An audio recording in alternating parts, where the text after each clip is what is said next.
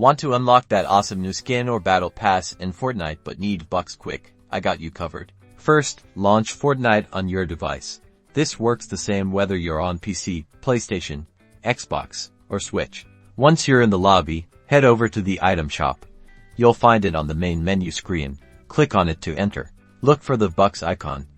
It's usually in the top right corner, or there's a button that says Purchase Vbucks. Click on that. You'll see different Vbucks packages to choose from. Pick the amount you want based on what you need to buy. Click on the package you've selected. Now, you'll see the payment options. Select the debit card option. It might be labeled as debit card or credit card depending on your platform. Enter your debit card information carefully. Your card number, expiration date, the CVV code on the back of your card, and your billing address. Double-check everything to make sure it's correct. Once you've entered all your information, click the Confirm Purchase button. You should see a confirmation message that your purchase was successful. The Vbucks will be added to your account balance instantly. Now go grab those skins.